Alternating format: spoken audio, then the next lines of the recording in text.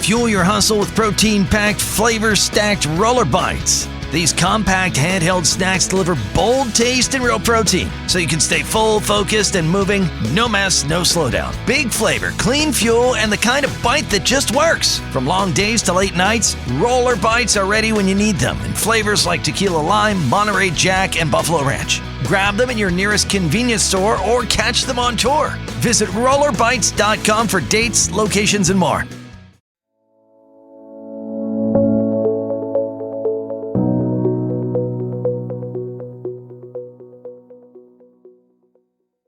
Welcome back. In the previous episode, I talked about benefits and the strange fact that many organizations are much better at approving initiatives based on promised value than at returning later to examine whether that value actually materialized. The core argument was that portfolios often manage intensely for delivery, but much less consistently for realized outcome. And that matters because a portfolio that does not learn from its own promises becomes better at justification than at judgment. In this final episode of the season, I want to step back and ask a broader question. If all the tensions we have discussed in this series are real, and I think they are, then what should the portfolio office become? Not what should it report, not only what templates should it manage, not how many dashboards should it maintain, but what role should it actually play in an organization where portfolio management now sits in the middle of politics, hidden work, technical foundations, resilience, AI, public value, product thinking, and uncertain benefit realization? Because I think the old image of the portfolio office, or the PMO more broadly, is becoming increasingly insufficient. That old image is familiar. The PMO as the guardian of process, the collector of updates, the maintainer of governance routines, the tracker of milestones, the producer of status reports, the owner of templates, stage gates, and portfolio forums, the place where project information becomes orderly enough to be shown upwards. There is a real function there, and I do not want to dismiss it. Structure matters. Reporting matters. Governance discipline matters. Without some of that, portfolio work, it collapses into noise. But if the portfolio office remains mainly a reporting and control function, then it will be too small for the world it now inhabits.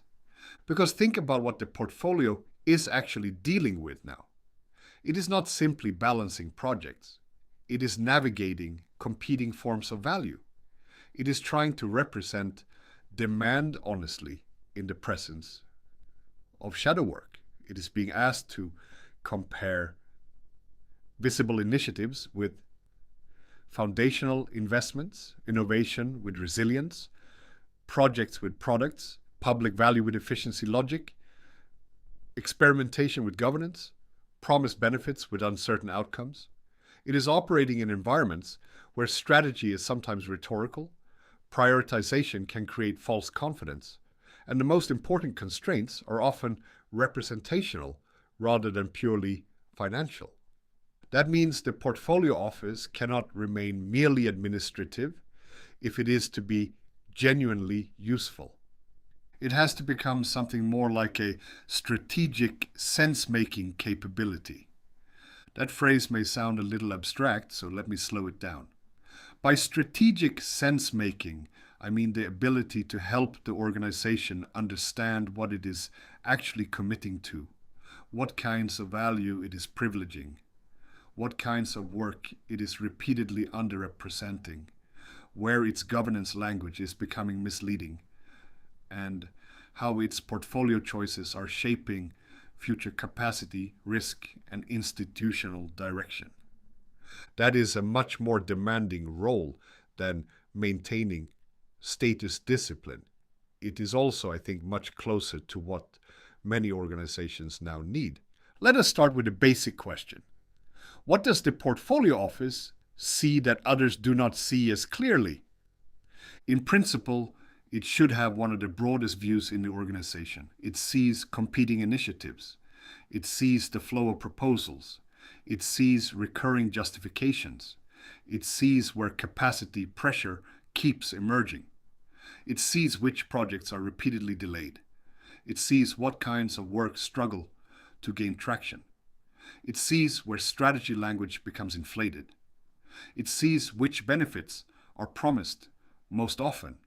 It sees which governance frictions keep recurring. It sees the shape of the whole more clearly than many local units can. That is potentially a very powerful position. But too often, organizations use that position too narrowly. They ask the portfolio office to collect, format, and present rather than to interpret. They ask it to stabilize the reporting environment rather than to help make sense of the patterns inside it. So the office becomes very good at showing the portfolio, but less empowered to question what the portfolio is becoming. That is a missed opportunity, because one of the great needs in contemporary portfolio management is not just more information, it is better interpretation of what the information means. Take shadow portfolios, for example.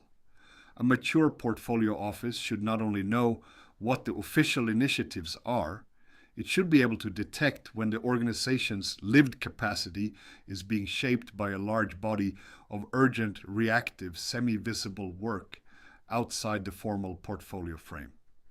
It should be able to say in a credible way that our planning assumptions are too optimistic because the burden of hidden demand is too high. That is not just reporting, that is diagnostic value. Or take zombie projects and portfolio debt.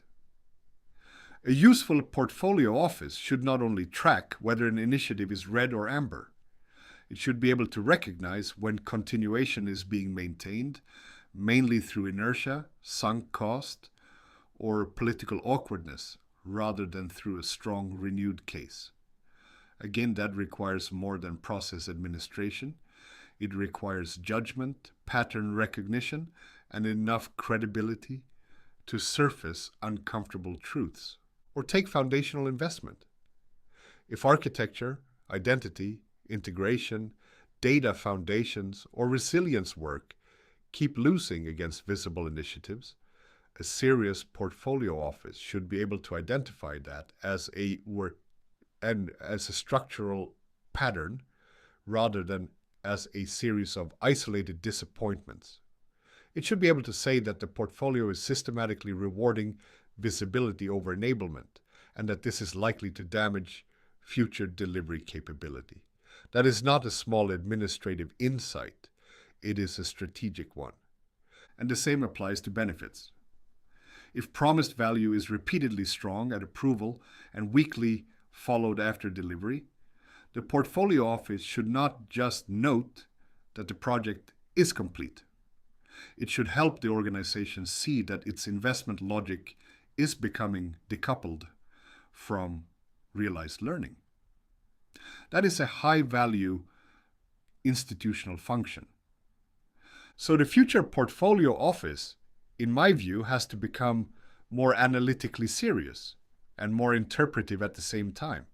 Not more complicated for its own sake, not more bureaucratic, not more obsessed with process, more useful. And usefulness here means helping leaders think better, not simply helping them see more charts. This becomes especially important as organizations deal with product models, platform teams, AI initiatives, and more persistent digital capabilities. If the office remains organized around a purely project-shaped governance world, it will increasingly struggle to represent reality. It will keep forcing long-lived capabilities into temporary initiative containers. It will keep asking for end-state certainty where ongoing stewardship is the real issue. It will keep underestimating the importance of technical foundations, governance readiness, and operational continuity. Because those things do not always map neatly to classic project artifacts. So another major part of the future role is representational evolution. The portfolio office has to help the organization update the units through which it sees work. Not everything important is a project. Some things are products, some are capabilities, some are strategic platforms, some are resilience conditions, some are obligations, some are experiments, some are continuous service responsibilities. If the office cannot help governance distinguish among these forms, then the whole portfolio logic will remain trapped in outdated assumptions. That does not mean inventing endless new categories. It means becoming more precise about the nature of the work and the kind of governance it actually requires. There is also a major leadership dimension here. A future-oriented portfolio office cannot just be a passive service function waiting to be asked for status. It needs enough trust and legitimacy to bring forward pattern-level concerns. To say, for example, that our strategy language is not discriminating well enough, or that our prioritization model is consistently underrepresenting enabling work, or that our AI initiatives are being approved faster than our governance readiness is developing, or that our benefit cases are not being revisited seriously enough, or that our product vocabulary has changed faster than our funding logic. Those are not minor observations. They're exactly the kinds of observations that can improve an organization's strategic maturity. But to do that, the office has to occupy an unusual space. It must be close enough to governance to influence decisions, but independent enough intellectually not to become just the voice of the latest executive preference. It must be structured enough to be credible, but reflective enough not to confuse procedure with insight.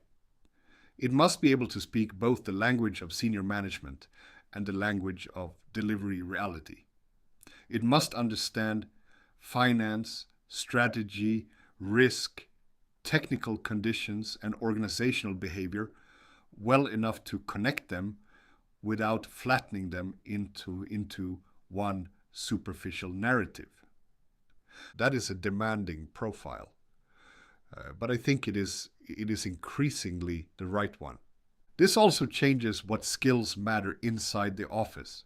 Traditional PMO strengths, coordination, reporting discipline, process knowledge, meeting structure, governance consistency remain useful, but they are no longer enough on their own.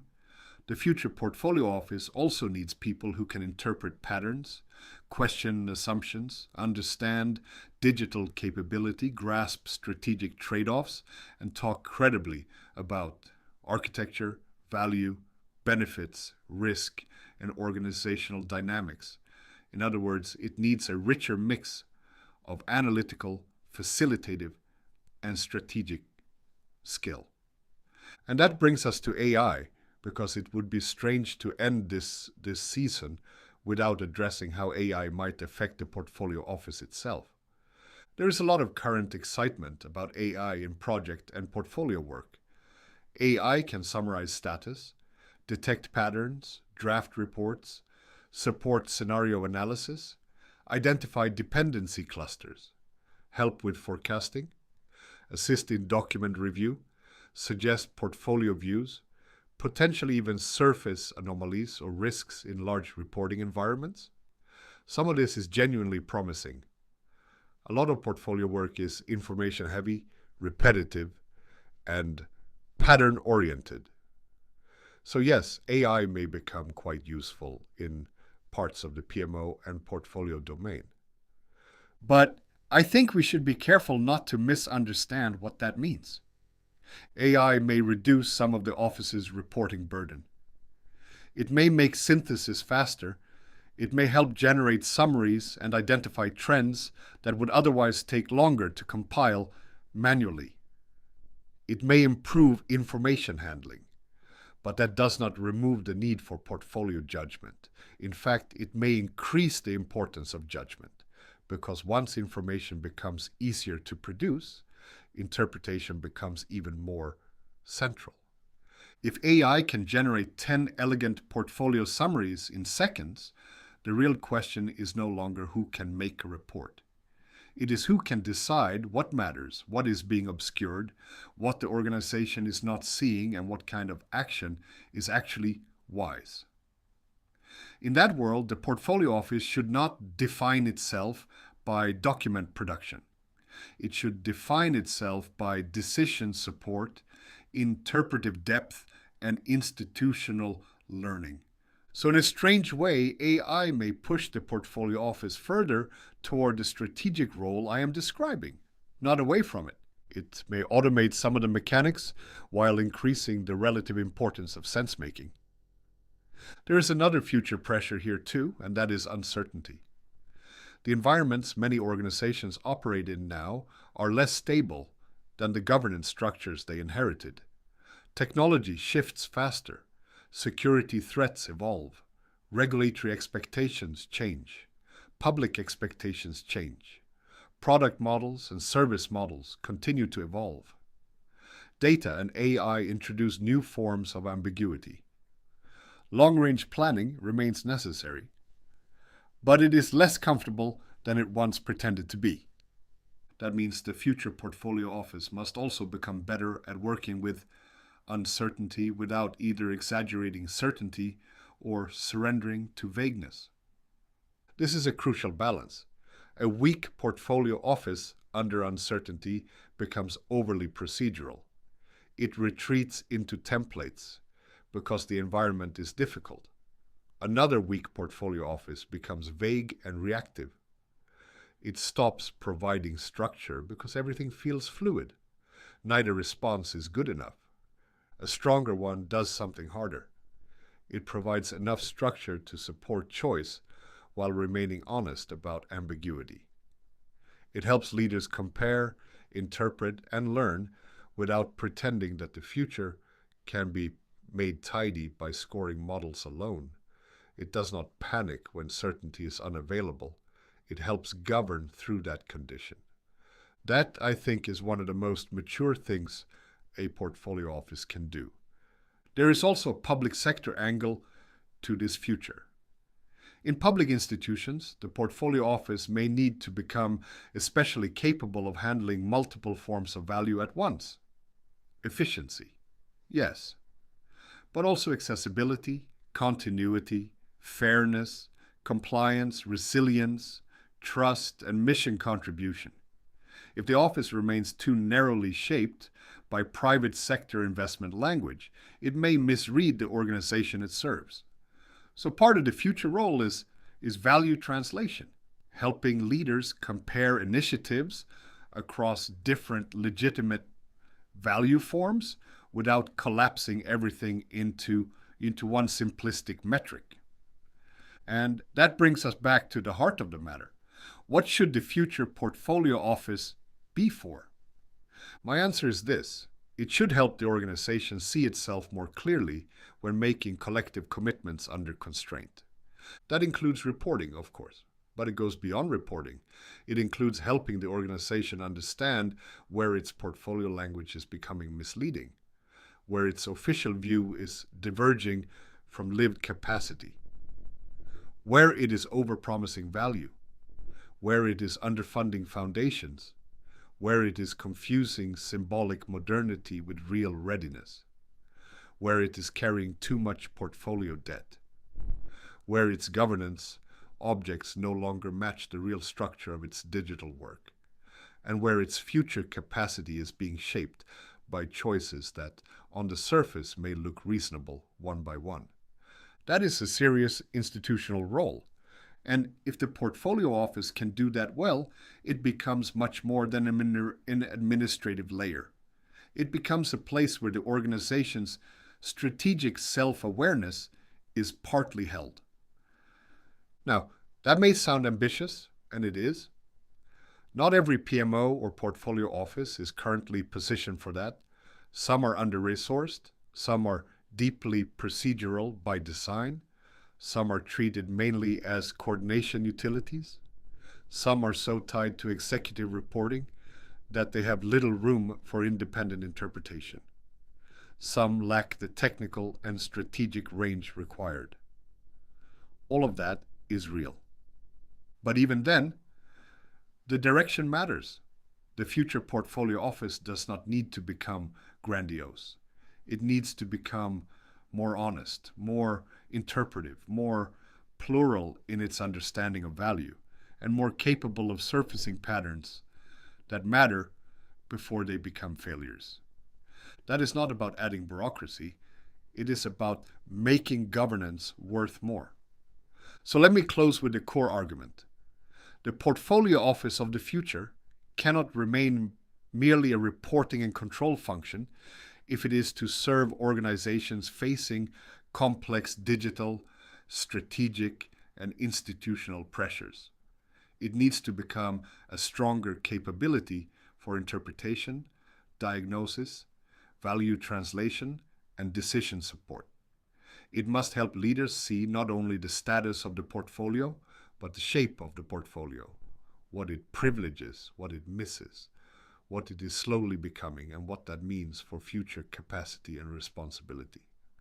A mature portfolio office does not only organize information, it helps the organization think more truthfully about what it is doing. Thank you for listening, and thank you for following this series. Across these episodes, I have tried to argue that portfolio management is not simply about choosing projects rationally. It is about understanding how strategy, power, hidden work, technical foundations, resilience, public value, product logic, and uncertain benefits interact inside real organizations. In that sense, the portfolio is not just a list of initiatives. It is one of the places where an organization reveals how it sees value, risk, and its own future. And before we close the season, let me leave you with one final question for your own organization. If your portfolio office disappeared tomorrow, what capability would you miss most? Reporting discipline, governance structure, or the ability to help the organization see clearly what it is actually committing itself to? If the answer is mostly the first two, then perhaps the most important future work is still ahead. Your love deserves a ring as unforgettable as the moment you propose. Select a Tacori engagement ring with signature design and unmatched beauty. At Mervis Diamond Importers, we are the premier source for Tacori and the world's finest diamonds. Let our experts guide you in finding the perfect symbol of your forever. Mervis means more diamonds, better quality, and the most value. Mervis Diamond Importers, DC's first choice for Tacori, engagement and wedding rings, and the best diamonds. MervisDiamond.com or 800 HER LOVE.